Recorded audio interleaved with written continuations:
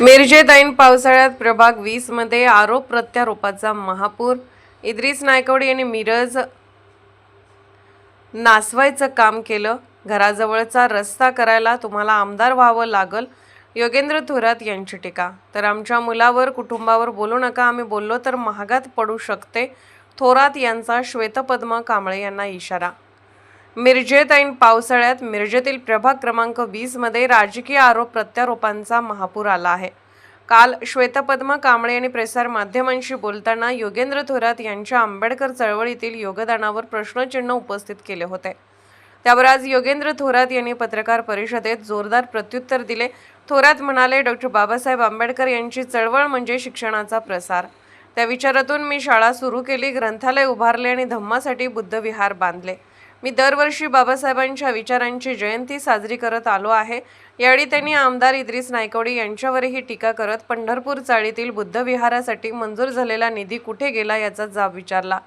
तो निधी नायकवडी यांनी का पळवला, याबाबत प्रश्न विचारण्याची हिंमत दाखवली का, असा सवालही त्यांनी उपस्थित केला. राजकीय टीका करताना कुटुंबियांना लक्ष करणे योग्य नसल्याचे सांगत थोरात म्हणाले, आमच्या कुटुंबाचा इतिहास स्वच्छ आहे. आम्ही इतरांच्या कुटुंबाविषयी बोलायला सुरुवात केली तर अनेकांना महागात पडेल.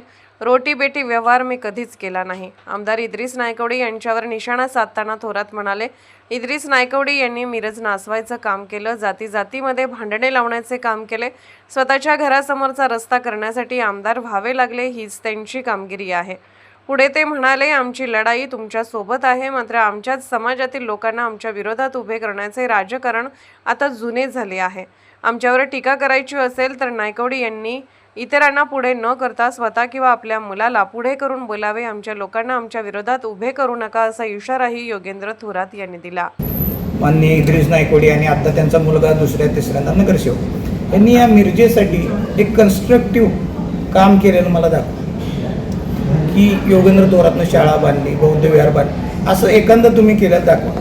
तुम्ही याचे महापौर होऊन गेला, एकही काम तुम्ही केलं नाही, उलटं मिरज नासवायचं काम तुम्ही केलं. घराघरात भांडणं लावली, जाती जातीत भांडणं लावली, सगळ्यांना माहीत आहे. इवन तुमच्या 6 नंबर वार्डात तुमची लायकी कळाल्यामुळं तुम्ही इकडं आलात आणि तुम्ही काय करताय, पारदींच्या अंगावर कोळींना सोडताय, थोरातच्या अंगावर कांबळेंना सोडताय. मग ज्यांना वैचारिक पातळी जरा कमी आहे ते भांडतात, ते स्वतः बोलत नाहीत. काल त्या आमचे दिवंगत नेते विवेक कांबळे साहेब यांच्या मुलाची मी बाईट बघितली. म्हणजे ती कुणी तर कुणाला तर खुश करायसाठी अशी ती एक बाईट होती, जाऊ द्या. आता आणि दुसरे कारण आहे, कोळींच्या बाबतीत त्यांनी आता त्यांच्याकडे एवढी वकिलांची फौज आहे, मात्र त्यांनी काय प्रयत्न केला नाही की त्यांनी आता पुढचा एक बकरा बघून ठेवला आहे उभा करायला. त्याच्याकडनं मग ती तिकिटासाठी किंवा त्याला इलेक्शनसाठी पुढचा बकरा तयार आहे त्यांचा. त्यामुळे कोळींच्या बाबतीत त्यांनी जास्त प्रयत्न केला दिसत नाही. आज आमदार साहेब, तुम्ही स्वतःच्या दारात रस्ता करायला तुम्हाला आमदार व्हायला लागला. तुम्ही महापौर झालात, एवढे वर्ष तुम्ही नगरसेवक आहे, तुमचा मुलगा नगरसेवक आहे, पण तुमच्या दारात रस्ता कॉन्क्रीटचा करायला चांगला 3 कोटीचा सळी बिळी टाकून ते करायला तुम्हाला आमदार व्हायला लागलं. योगेंद्र थोरातनं गोरगरिबांच्या दारात सगळे रस्ते केले. त्यामुळे तुम्ही माझ्या याला लागू नका. तुम्ही आमचे दिवंगत नेते विवेक कांबळेंच्या मुलाला कायम माझ्यावर सोडायला बघता. त्यानं काल मला एक प्रश्न विचारला की योगेंद्र थोरात यांचं डॉक्टर बाबासाहेब आंबेडकरांच्या चळवळीत काय आहे. बाबासाहेबांची चळवळ म्हणजे काय होती, लोक शिकली पाहिजेत, एकत्र आली पाहिजेत, आनंदानं गोविंदानं राहिली पाहिजेत. शिकण्यासाठी मी वार्डातल्या शाळा अद्ययावत केलेल्या आहेत, मोठ्या मुलांसाठी ग्रंथालय बांधलेले आहेत, धम्मासाठी बौद्ध विहार बांधलेलं आहे. असं मी काम केलं आणि आजपर्यंत मला कळते तसं मी डॉक्टर बाबासाहेब आंबेडकरांची जयंती विचारांनी साजरी केलेली.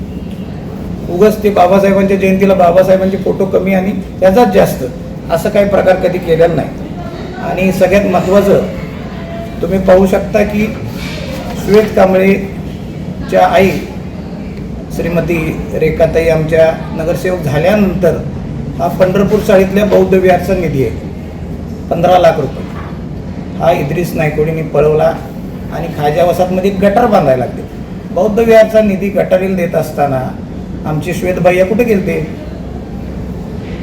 तुम्ही आत्ता नायकवडींना घेऊन दुसऱ्या बौद्ध विहारमध्ये जाता, तिथं काय काय करता, शाळेत जाता, हॉस्पिटलमधल्या लोकांना त्रास देता आणि मला विजय काय पराजय पचला नाही. म्हणजे काय आणि थोरात कॉन्ट्रॅक्टर आहे. अहो तो व्यवसाय आहे माझा, आम्ही व्यवसाय करून पैसे मिळवतो. जसं शेतकरी असतो, कॉन्ट्रॅक्टर असतो, शेतमजूर असतो, इंजिनियर असतो, डॉक्टर असतो. तुमचा काय व्यवसाय आहे? तुमच्याकडे कुठून आलं हे सगळं? तुमचा व्यवसाय मी सांगू शकत नाही, कारण आम्हाला काही अजून आमच्यावर संस्कार आहेत. दुसरं, काल एकदम त्यांनी गलिच्छ लेवलला एक गोष्ट बोलली. त्यांनी प्रेस घेताना त्यांच्या मागच सोनील कोळी साहेब उभारले होते. त्यांनी कोळी साहेबांच्या घरातल्या मुलींविषयी बोलले. का मी पत्रकारांना विनंती केली की ती बातमी कृपया लावू नये, कारण काय एखाद्याच्या घरातल्या मुलीविषयी बोलणं. श्वेत कांबळे कोळी साहेबांच्या मुलीविषयी बोलत होता की त्या मुलीचं लग्न योगेंद्र थोरातच्या मुलाबरोबर लावलं. म्हणजे तुम्ही तुमच्या आकाचं ऐकून कुठल्या लेवलला चालला आहे हे थोडं माहिती का ना. एखाद्या लेकराच्या कोळींच्या काय असं ना मुलीविषयी तुम्ही पत्रकारितेमध्ये बोलता, बाईट देता. रोटी बेटी व्यवहार बाबासाहेबांनी सांगितलं होतं, मी केलंय रोटी बेटी व्यवहार केलाय. मी माझी बायको ब्राह्मणच आहे, तू टेन्शन घेऊ नको. बाबासाहेबांनी केलं तरी मी केलंय. तू माझ्या मुलाविषयी, कोळींच्या मुलीविषयी कशाला बोलतो? तू काय बडजी आहे का? तू काय काय ते कुंडली बिडलीचा धंदा चालू केलाय का? कारण तुझा धंदा तर कुठला दिसत नाही आणि गाड्या बिड्या तुझ्या यायला लागल्यात, शेती बेती आहे, सगळंच आहे तुझं. कुणाचाच धंदा नव्हता. त्यामुळं थोडं जरा तारतम्य ठेवा. हे बौद्ध विहारचा निधी पळवलाय, तू कधी विचारलास का त्या साहेबांना?